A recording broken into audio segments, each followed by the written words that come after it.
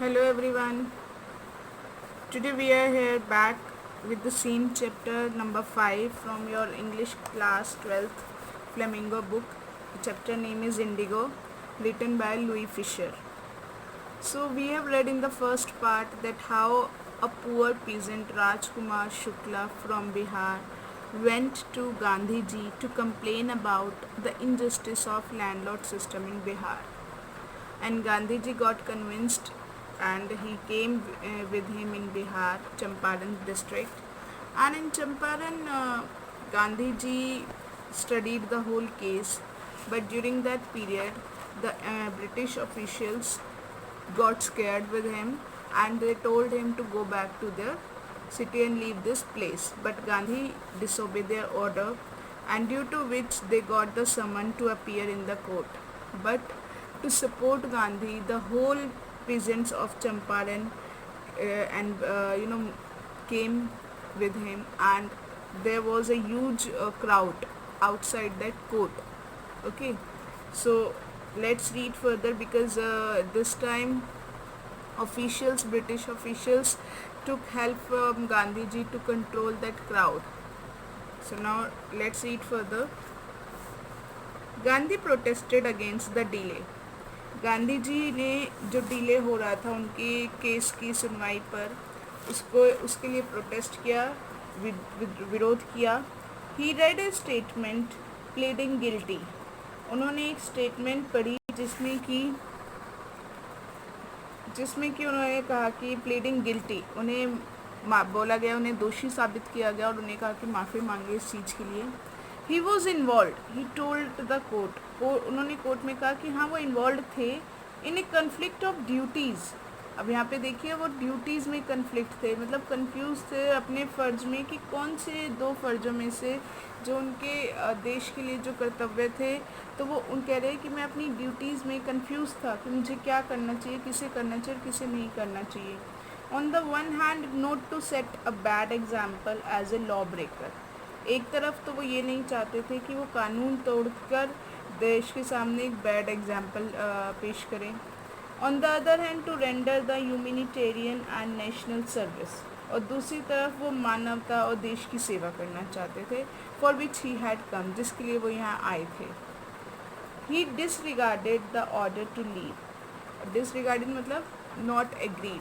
उन्होंने जो ऑर्डर था उसे माना नहीं छोड़ के जाने के लिए. Not for want of respect for lawful authority.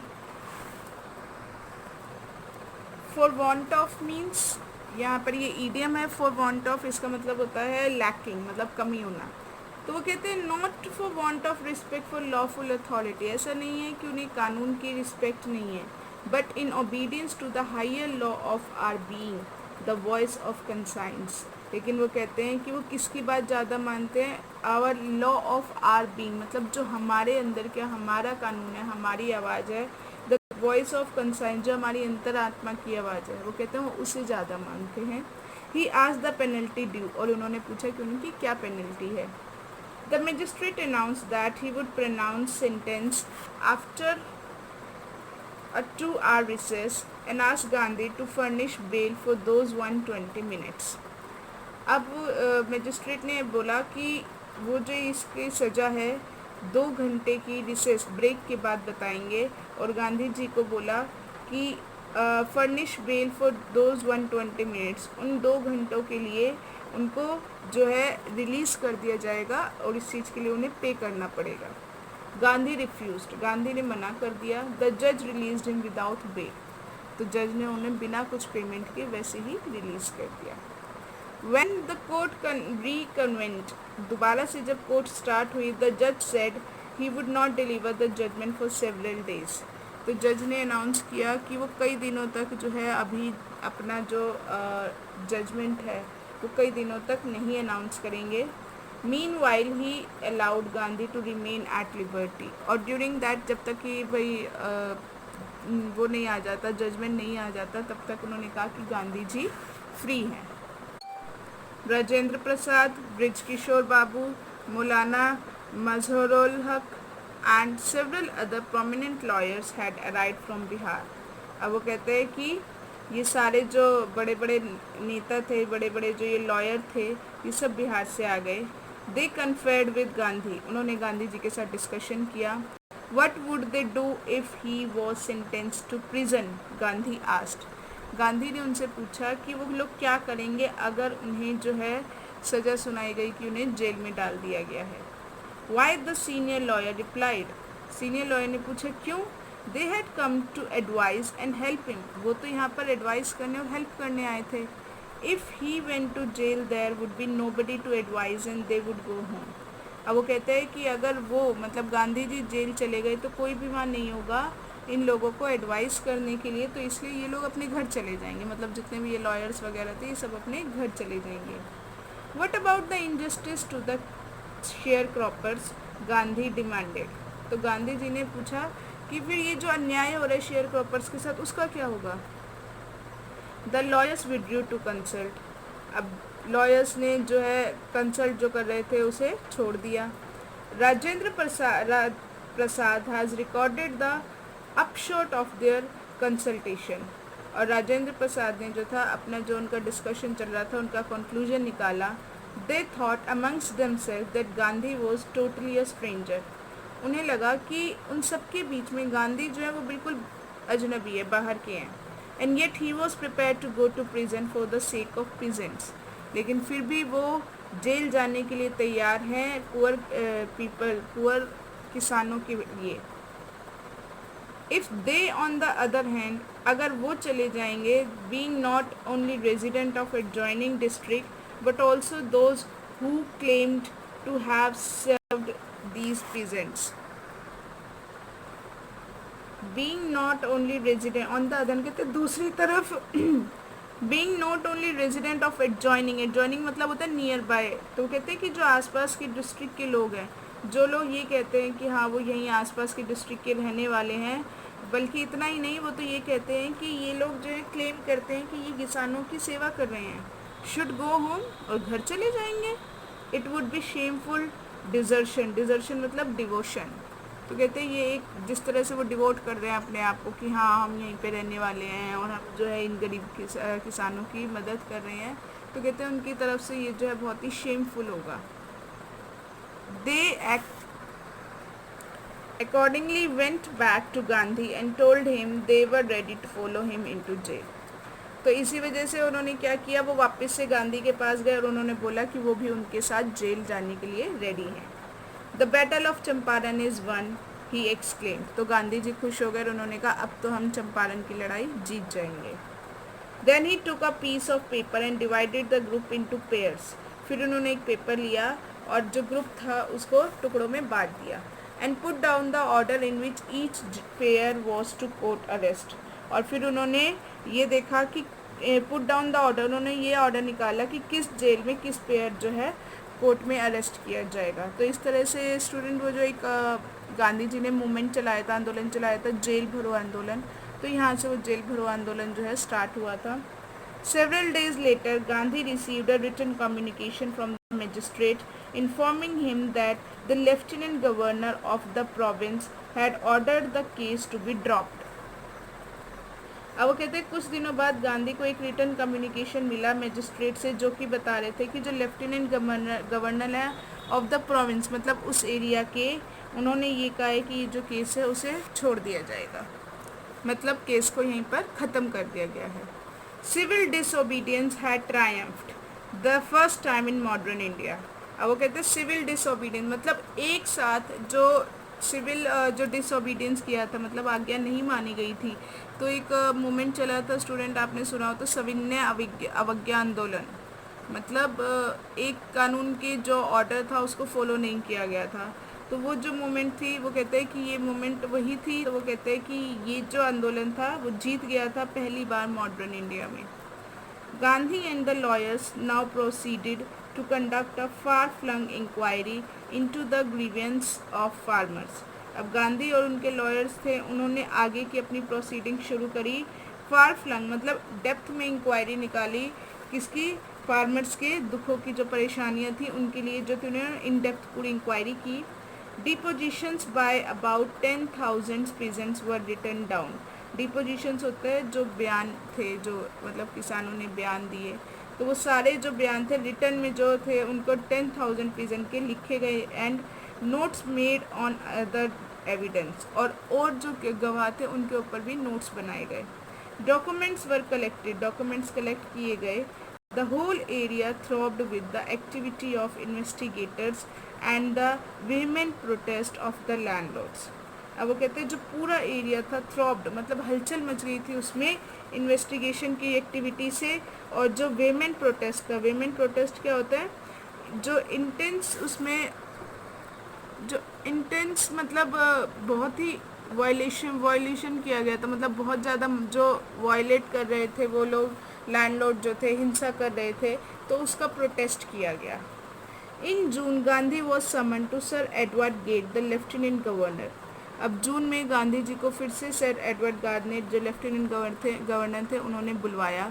Before he went he met leading associates and again laid detailed plans for civil disobedience if he should not return। तो कहते हैं कि उन बिफोर इवेंट उनके वहाँ जाने से पहले वो बड़े बड़े जो एसोसिएट जो उनके फ्रेंड्स थे उन सबसे मिले और उन्होंने ये प्लान किया कि वो फिर से क्या करेंगे, सिविल डिसोबीडियंस, मतलब सारे मिलके जो वो जो सिविल ऑर्डर पास हुआ उसे डिसोबीडियंस करेंगे अगर वो वापस नहीं लौटते हैं वहाँ से। तो गांधी जो मीटिंग के लिए जा रहे हैं और अगर वो वापस नहीं लौटते उन्हें वहीं पर पकड़ लिया जाता है, तो वो कहते हैं गांधी जी तो हम क्या करेंगे, सिविल डिसोबीडियंस का दोबारा से स्टार्ट करेंगे। Gandhi had 4 protracted interviews with the lieutenant governor, who as a result appointed an official commission of inquiry into the indigo sharecropper situations। कहते गांधी जी ने प्रोट्रैक्टेड मतलब बड़ी बड़ी लॉन्ग इंटरव्यूज़ किए लेफ्टिनेंट गवर्नर से, और उसका रिजल्ट ये निकला कि एक ऑफिशियल कमीशन बिठाई गई जिसमें इंडिगो शेयर क्रॉपर्स से उनकी सिचुएशन के बारे में डिस्कशन हुआ। The commission consisted of landlords, government officials and Gandhi as the sole representative of peasants। अब उस कमीशन में किन किन को बिठाया गया, लैंडलॉर्ड्स को बिठाया गया, गवर्नमेंट ऑफिशियल्स को बिठाया गया, और गांधी जो कि एक ही अकेले उन गरीब किसानों के जो थे रिप्रेजेंटेटिव थे उन्हें बिठाया गया। Gandhi remained in Champaran for an initial uninterrupted period of 7 months। शुरू में गांधी जी चंपारण में बिना किसी मतलब इंटरप्ट किए, मतलब बिना कोई गैप किए 7 month तक रहे थे। And then again for several shorter visit, और उसके बाद भी वो कई बार छोटी छोटी विजिट्स उन्होंने चंपारण में की। The visit undertaken casually on the entreaty of an unlettered peasant in the expectation that it would last a few days occupied almost a year of Gandhi's life। The visit, वो visit Gandhi ji जब आए थे मतलब चंपारण में कैसे आए थे, undertaken casually on the entreaty, entreaty मतलब रिक्वेस्ट करने पर, of an unlettered, unlettered means illiterate. तो कहते हैं कि गांधी जी की वो विजिट जो कि उन्होंने किसकी रिक्वेस्ट पर, एक इलिटरेट एक अनपढ़ किसान की रिक्वेस्ट पर उन्होंने ये सोचा था कि शायद कुछ दिन ही वहाँ पर लगेंगे। Occupied almost a year of Gandhi's life, जबकि उसने गांधी की लाइफ का ऑलमोस्ट 1 साल वहाँ पर ले लिया था। मतलब उन्होंने सोचा नहीं था कि उनकी जो चंपारण की विज़िट है जो कि एक रिक्वेस्ट पर, एक गरीब किसान की रिक्वेस्ट पर वो आ रहे हैं, उन्हें लगा कि कुछ दिनों की बात होगी, बट उनको वहाँ पर ऑलमोस्ट 1 साल लग गया वहाँ पर। नेक्स्ट देखिए, the official inquiry assembled a crushing mountain of evidence against the big planters, and when they saw this they agreed in principle to make refunds to the peasants। Official inquiry जो assemble हुई थी उसमें क्या था, crushing mountain मतलब बहुत ही बड़ा पहाड़ था गवाहों का, जो बड़े बड़े ये बिग प्लांटर्स थे उनके अगेंस्ट। और जब when they saw this, जब उन्होंने देखा कि हाँ इन्होंने तो बहुत ज़्यादा मतलब पेपर वर्क कर लिया है, गवाह सारे इनके पास हैं, तो वो क्या करे, मान गए कि ठीक है कि जो प्रिंसिपल था, जो प्रिंसिपल अमाउंट है हमारा, जो मेन अमाउंट है उसे वो गरीब किसानों को रिफ़ंड कर देंगे। But how much must we pay, they asked Gandhi. तो उन्होंने गांधी से पूछा कि उन्हें कितना पे करना चाहिए। अब जब उन्होंने पूछा कि गांधी से कि हमें कितना पे करना पड़ेगा, तो उन्हें क्या लगा था, they thought he would demand repayment in full of the money which they had illegally and deceitfully extorted from the share croppers. तो उन्हें लगा था कि गांधी कहेंगे कि भाई तुम जो है ही वुड रीपेमेंट डिमांड, वो कहेंगे कि आप पूरा अमाउंट पे करो जो कि उन्होंने इलीगली और डिसीटफुली मतलब धोखे से एक्सटॉर्ट कर लिया, मतलब शेयर प्रॉपर से छीन लिया था, पूरा का पूरा अमाउंट तुम जो है वापस करो। लेकिन हुआ क्या, ही आस्क्ड ओनली 50%, उन्होंने सिर्फ 50% ही डिमांड किया। देयर ही सीम्ड एडमेंट, उस वहाँ पर वो मतलब स्ट्रिक्ट हो गए थे। Writes Reverend J. Z. Hodge, a British missionary in Champaran, who observed the entire episode at close range. अब एक वो थे रिवर्ड जे जेड हॉज, एक ब्रिटिश मिशनरी थे। उन्होंने लिखा कि भाई गांधी जी जो थे उस समय एडमेंट हो गए थे कि हाँ उन्हें 50% चाहिए, और वो पूरा जो केस है ये बहुत क्लोजली देख रहे थे कि गांधी इन पे कैसे एक्ट कर रहे हैं। Thinking probably that he would not give way, the representative of planters offered to refund to the extent of 25%. देखिए, थिंकिंग प्रोबेबली, ये सोचकर शायद कि ये जो है गिव वे मतलब हार नहीं मानेगा। तो जो रिप्रेजेंटेटिव थे प्लांटर्स के, प्लांटर्स कौन होते हैं, मतलब जिन्होंने बात शुरू की थी, तो जो ब्रिटिश ऑफिशियल्स थे उन्होंने क्या किया, ऑफ़र किया कि ठीक है वो 25% तक रिफ़ंड कर देंगे। And to his amazement mister Gandhi took him at his words, thus breaking the deadlock. अब उसके बाद का हैरानी ये हुई कि गांधी जी जो थे उनके वर्ड्स मान गए थे, उनकी बात मान गए थे। दस ब्रेकिंग द डेडलॉक मीन्स, और उन्होंने ये जो किस्सा था ख़त्म कर दिया। This settlement was adopted unanimously bye commission. Unanimously मतलब होता है सारे एक ही बात पर एग्री कर जाए, मतलब किसी ने इसका प्रोटेस्ट नहीं किया। तो कहते हैं कि अब इस सेटलमेंट को सब लोगों ने, जो कमीशन के जितने भी लोग थे, सब ने मान लिया। Gandhi explained that the amount of refund was less important than the fact that the landlords had been obliged to surrender part of money। कि अब गांधी एक्सप्लेन करते हैं कि उनके लिए पैसा वापस लाना वो इम्पोर्टेंट नहीं था। इम्पोर्टेंट क्या था, the fact that the landlord had been obliged, कि जो लैंडलॉर्ड्स थे उन्हें क्या करना पड़ा, ऑब्लाइज करना पड़ा, सरेंडर पार्ट ऑफ मनी, मतलब उन्हें वापस करना पड़ रहा था किसानों का पैसा। ये चीज़ ज़्यादा ज़रूरी थी, कहते हैं कि ये चीज़ जिससे कि वो डर गए थे इंडियन से, तो ये चीज़ ज़्यादा ज़रूरी थी बजाय के अमाउंट की। तभी उन्होंने ये नहीं कहा कि यूँ नहीं किया कि हाँ मुझे 50% ही चाहिए, तो इस चीज़ पर अड़े रहे। वो कहते हैं मेरा अमाउंट, मेरा जो मोटिव था वो गरीब किसानों को फियर फ्री करना था। वो हो गए हैं फियर फ्री, उन्हें अब जीत मिल गई है कि हाँ अगर वो सब मिलकर चाहें तो इन अंग्रेज़ों से हैं लड़ सकते हैं और अंग्रेज़ों को डरा सकते हैं, डर नहीं सकते उनसे, उन्हें डरा भी सकते हैं। And with it part of their Prestige, और इसके साथ ही उनकी इज्जत का भी सवाल था। उन्हें लग रहा था कि अब जो फॉरेनर्स, ब्रिटिशर्स जो हैं उनको अब रिस्पेक्ट देने लगेंगे गांव वालों को। Therefore, as far as the peasants were concerned, और जहाँ तक किसानों की बात थी, the planters had behaved as lords above the law। वो प्लांटर्स जो मतलब ब्रिटिशर्स थे वो ऐसे बिहेव करने लग गए थे जैसे कानून से ऊपर, मतलब वही भगवान बन गए थे। नाउ द पीजेंट्स सॉ, अब किसानों ने देखा that he had rights and defenders, अब उनके पास राइट्स हैं और डिफेंडर, प्रोटेक्टर्स भी हैं। ही लर्नड करेज, उन्होंने क्या किया, हिम्मत दे, उन्होंने साहस की बातें, साहस सीखा कि कैसे हिम्मत बनाए रखनी है। इवेंट्स जस्टिफाइड गांधीज पोजीशन, अब आगे आने वाले जो इवेंट थे वो गांधी की पोजीशन को जस्टिफाइड कर रहे थे। Within a few years the British planters abandoned their states, और कुछ ही सालों में, आगे आने वाले सालों में ब्रिटिश प्लांटर्स थे, उन्होंने जो अपनी स्टेट्स थी उन सबको वो छोड़ के चले गए थे। विच रिवर्टेड टू द प्रेजेंट, जो कि किसानों को वापस मिल गई थी। इंडिगो शेयर क्रॉपिंग डिसअपियर्ड, जो इंडो शेयर क्रॉपिंग था वो भी गायब हो गया था। अब Gandhi never contented himself with large political और इकोनॉमिक सॉल्यूशंस, गांधी जी कभी भी बहुत बड़ी पॉलिटिकल पार्टी या फिर इकोनॉमिक सॉल्यूशन से सेटिस्फाइड नहीं होते थे। He saw the cultural and social backwardness in the Champaran villages, उन्होंने चंपारण के गांव में देखा कि यहाँ पर लोग जो है सोशली और कल्चरली बहुत ही पिछड़े हुए हैं। And wanted to do something about it immediately, वो तुरंत ही उनके लिए कुछ करना चाहते थे। ही अपील्ड फॉर टीचर्स, उन्होंने टीचर्स के लिए रिक्वेस्ट करी। Mahadev Desai and Narhari Parikh, two young man who had just joined Gandhi as disciples, ये जो दो यंग मैन थे जिन्होंने अभी अभी गांधी जी को, जो उनके फॉलोअर बन गए थे, एंड देयर वाइफ्स, और उनकी wives volunteered for the work, इस काम के लिए अपनी इच्छा से आगे आए। Several more came from Bombay, Poona and other distant part of the lands.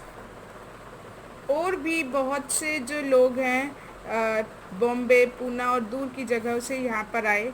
Devdas Gandhi's youngest son, Gandhi ji का छोटा बेटा देवदास, अराइव फ्रॉम द आश्रम, आश्रम से आया। And so did Mrs Gandhi, और वैसे ही मिसेस गांधी भी आई। Primary schools were open in 6 villages, और 6 गाँव में जो थे प्राइमरी स्कूल खोले गए। कस्तूरबाई टॉट द आश्रम rules on personal cleanliness and community sanitation. Kasturbai जो उनकी वाइफ थी, उन्होंने आश्रम को बताया कि उन्हें पर्सनल क्लीनलीनेस पे और सैनिटेशन पे कैसे ध्यान देना चाहिए। उन्होंने उनको, आश्रम को ये चीज़ें सिखाई। हेल्थ कंडीशंस वर मिजरेबल, और वहाँ पे जो हेल्थ कंडीशन थी बहुत ही ख़राब थी। Gandhi got a doctor to volunteer his service for 6 month. Gandhi ji को एक ऐसे डॉक्टर मिल गए थे जो अपनी इच्छा से वहाँ पर 6 मंथ तक सर्विस देने के लिए तैयार हो गए थे। 3 मेडिसिन्स वर अवेलेबल, वहाँ पर 3 दवाइयाँ हर समय मिलने लगी। Castor oil, quinine and sulphur ointment. Anybody who showed a coated tongue was given a dose of castor oil. हर एक बंदा जिसकी जो जीभ थी लगता था कि बहुत गंदी सी हो रही है, उसे कैस्टर ऑयल दिया जाता था। Anybody with malaria fever received quinine plus castor oil, और किसी और को जिसको मलेरिया फीवर लगता था उन्हें कैस्टर ऑयल के साथ कुनीन दी जाती थी। Anybody with skin eruptions received ointment plus castor oil, और जिस किसी को मतलब स्किन की प्रॉब्लम, फोड़े फुंसी वगैरह हो जाती थी तो उन्हें कैस्टर ऑयल के साथ जो थी ये ऑइंटमेंट दी जाने लगी। Gandhi noticed the filthy state of women's cloth. अब गांधी ने जो विमेन वहाँ पे थी उनके कपड़ों की बुरी हालत देखी। He asked Kasturbai to talk to them about it. अब उन्होंने अपनी वाइफ को, कस्तूरबाई को बोला कि इन लेडीज से जो है बात करें इसके बारे में। वन वुमेन टुक कस्तूरबाई इनटू हर हट। एक औरत कस्तूरबाई को अपनी झोपड़ी में ले गई और बोली, look there is no box और कबर्ड हेयर फॉर क्लोथ्स। यहाँ पर कोई अलमीरा नहीं है, कोई कबर्ड नहीं है, कोई बॉक्स नहीं है कपड़े रखने के लिए। The sari I am wearing is the only one I have. ये जो साड़ी मैंने पहन रखी यही मेरे पास एक ही साड़ी है। तो उनके पास कपड़े तक नहीं थे पहनने के, तो बताते हैं हमारे घर में कोई अलमीरा और कोई बॉक्स नहीं है। क्यों? जब कपड़े ही नहीं है तो इन चीज़ों का क्या यूज़ होगा। During his long stay in Champaran, अपने लंबे टाइम तक चंपारण में रहने के दौरान Gandhi kept long distance watch on आश्रम। गांधी जी दूर से ही अपने आश्रम पर भी ध्यान लगाए हुए थे। He sent regular instructions by mail, वो रेगुलरली जो थे इंस्ट्रक्शन भेजा करते थे डाक के through. And ask for financial accounts, और फाइनेंशियल अकाउंट के बारे में भी पूछते रहते थे। Once he wrote to residents that it was time to fill in the old latrine trenches and dig new one, otherwise the old ones would begin to smell bad. अब उन्होंने एक बार अपने वहाँ पर रहने वाले आश्रम में रहने वालों को लेटर लिखा और उन्होंने बोला कि जो पुराने लेट्रिन के गड्ढे हैं उनको खुदवा के उनकी जगह नए बनवाने पड़ेंगे, नहीं तो जो पुराने वाले हैं वो बहुत ज़्यादा बैड स्मेल करेंगे।